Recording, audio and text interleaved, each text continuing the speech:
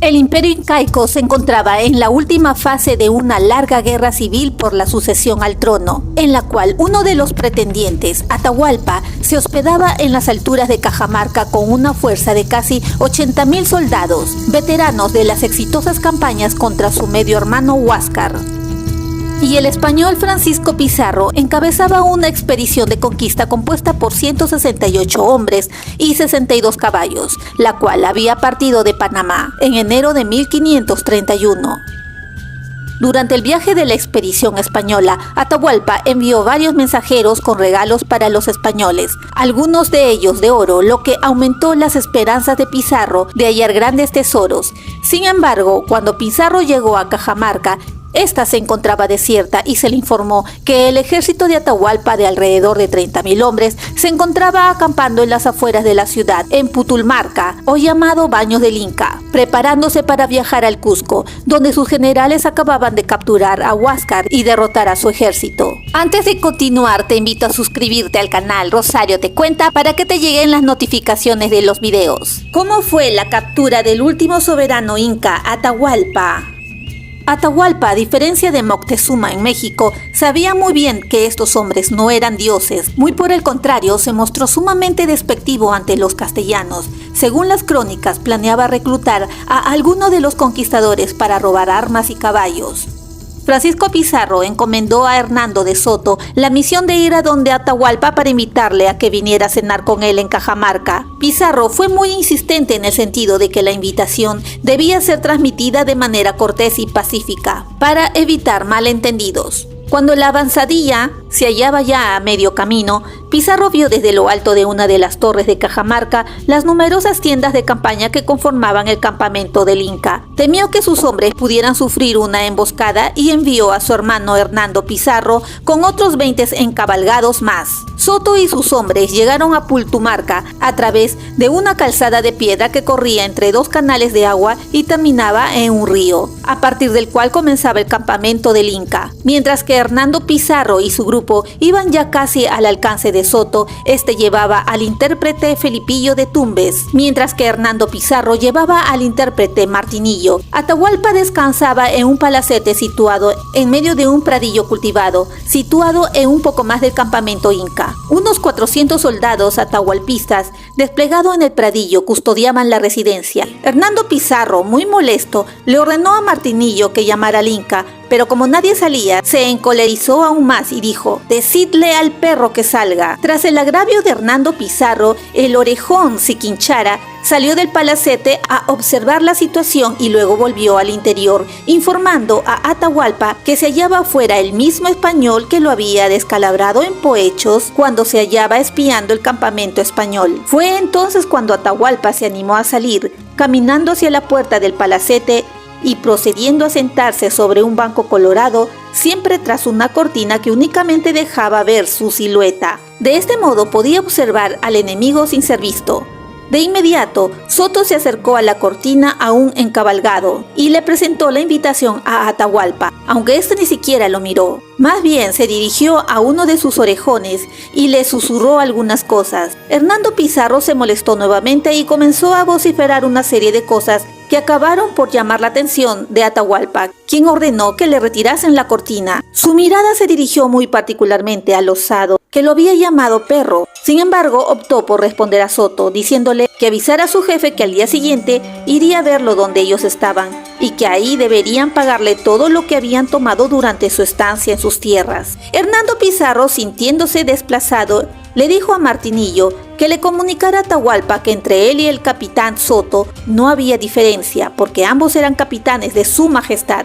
Pero Atahualpa no se inmutó mientras cogía 2 vasos de oro llenos de licor de maíz que le alcanzaron 2 mujeres. Sin embargo, Soto le comentó que su compañero era hermano del gobernador. Atahualpa continuó mostrándose indiferente ante Hernando Pizarro, pero finalmente se dirigió a él, entablándose un diálogo durante el cual el español se jactó de la superioridad bélica de sus hombres.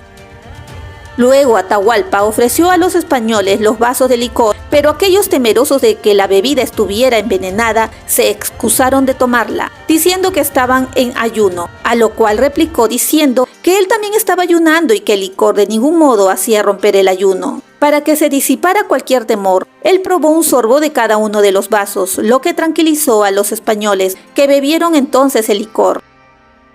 Soto, montado en su caballo, quiso enseguida lucirse y comenzó a galopar. De repente avanzó sobre el monarca como queriendo atropellarle, pero paró en seco. Soto quedó asombrado al ver que el Inca había permanecido inmutable, sin hacer el menor gesto de miedo.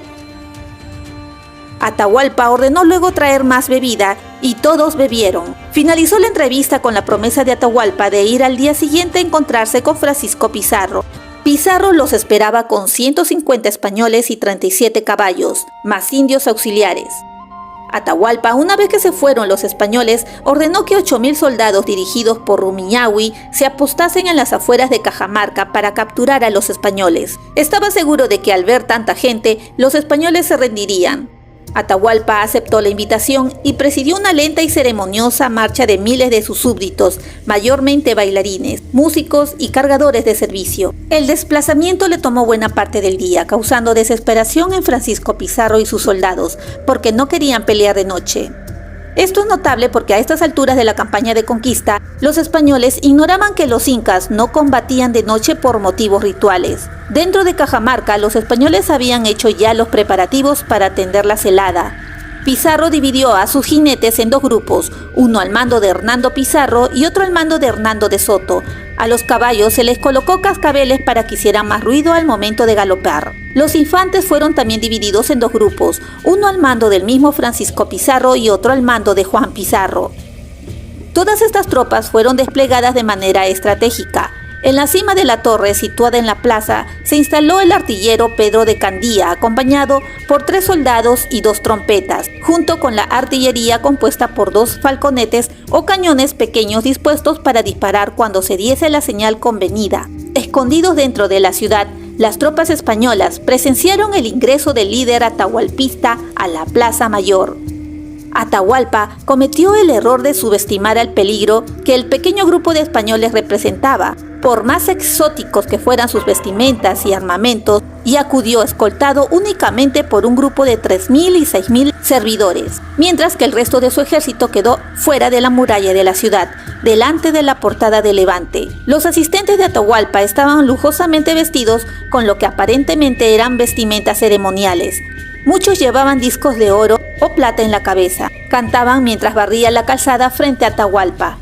El mismo Inca fue transportado en una litera forrada con plumas de oro y parcialmente cubierta de plata.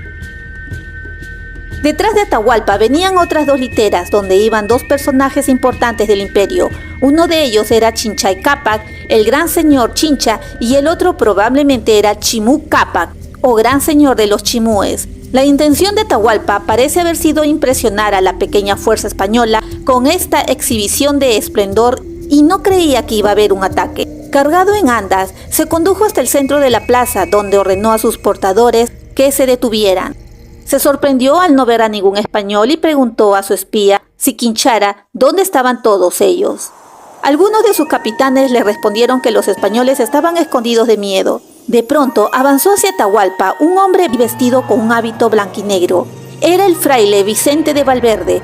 Valverde, portando una cruz y un breviario, inició el llamado requerimiento ordenando a Atahualpa que renunciara a su religión pagana y que aceptara el cambio al catolicismo como su fe y a Carlos I de España como su soberano. Atahualpa se sintió insultado y confundido por estas demandas de los españoles. Si bien seguramente Atahualpa no tenía intenciones de acceder a las demandas de los españoles, según las crónicas del Inca Garcilaso de la Vega, el Inca intentó algún tipo de discusión sobre la fe de los españoles y su rey, pero los hombres de Pizarro se comenzaron a poner impacientes.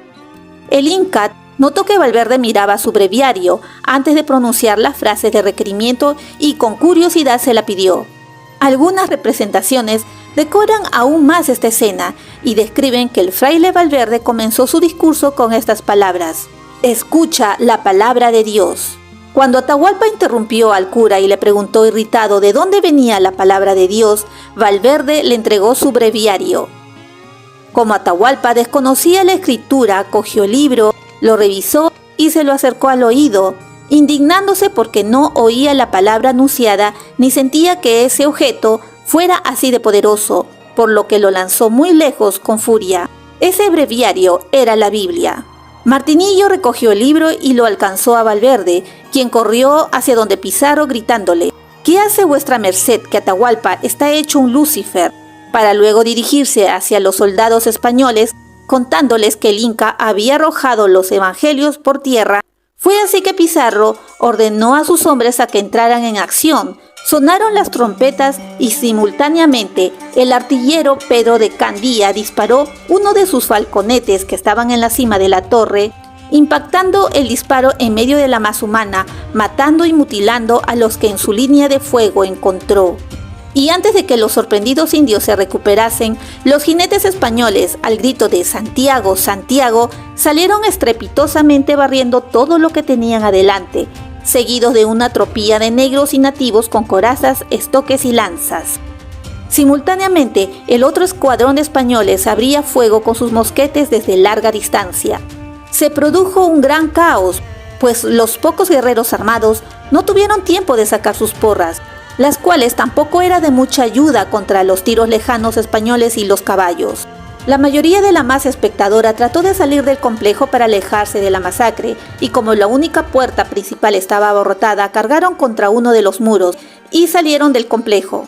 Los españoles arremetieron especialmente contra los nobles y curacas, que se distinguían por sus uniformes con escaques de color morado. Otros capitanes murieron. Entre esos capitanes del Inca que cayeron figuraba Siquinchara, el mismo que había oficiado de embajador ante los españoles durante el trayecto entre Piura y Cajamarca. El principal blanco del ataque español era Atahualpa y sus comandantes. Pizarro se dirigió a caballo hacia donde estaba Atahualpa, pero el Inca no se movió. Los españoles cortaron las manos o brazos de los asistentes que portaban la litera de Atahualpa para obligarlos a dejarla caer y poder alcanzarlo. Los españoles estaban sorprendidos porque los asistentes, ignorando sus heridas y con sus miembros todavía sanos, sostuvieron la litera hasta que varios de ellos fueron matados y la litera volcó. Atahualpa permaneció sentado en la litera, mientras que un gran número de asistentes se apresuraron a colocarse entre la litera y los españoles, dejando que los infantes los mataran. Mientras que sucedía esto, otros soldados también alcanzaron la litera y uno de ellos intentó matar a Atahualpa. Reconociendo el valor del Inca como prisionero, Pizarro se interpuso a tiempo, gritando que nadie hiriera al indio so pena de muerte. Se dice que en ese forcejeo el mismo Pizarro sufrió una herida en la mano. Los guerreros de Atahualpa eran veteranos de sus recientes campañas contra Huáscar, constituían el núcleo profesional del ejército inca, guerreros experimentados que superaban en número a los españoles. Sin embargo, el impacto del ataque español, junto con el significado espiritual de perder al Inca y a la mayoría de sus comandantes de un solo golpe, aparentemente destrozó la moral del ejército, aterrorizando a sus filas e iniciando una derrota masiva. No hay evidencia de que alguna de las principales fuerzas incas intentara enfrentarse a los españoles en Cajamarca después del éxito de la emboscada. Como resultado del encuentro, entre 4.000 y 5.000 personas murieron, entre sirvientes y guardias atahualpistas, junto a terceros que allí se encontraban, como los pobladores de Cajamarca y varios orejones huascaristas enviados con ofrecimientos de parte del Inca cautivo. Otros fueron heridos o capturados. Según los cronistas, los españoles tuvieron solo un muerto, un esclavo negro y varios heridos. La esposa de Atahualpa, Cuxirimay Ogyo, que por entonces tendría entre 13 y 15 años de edad, estaba con el ejército y acompañó a Atahualpa mientras estuvo prisionero. Después de su ejecución, fue llevada al Cusco y adoptó el nombre de Doña Angelina. Hacia 1538 era la concubina de Francisco Pizarro, con quien tuvo 2 hijos, Juan y Francisco. Después de que Pizarro fuera asesinado en 1541, ella se casó con el intérprete Juan de Betanzos, quien escribió posteriormente Suma y Narración de los Incas, cuya parte primera cubre la historia de los incas hasta la llegada de los españoles, y la segunda parte abarca la conquista hasta 1557, principalmente desde el punto de vista de los incas, e incluye menciones a entrevistas con guardias del Inca que se encontraban cerca de la litera de Atahualpa cuando fue capturado. Si te gustó este video, suscríbete al canal Rosario Te Cuenta.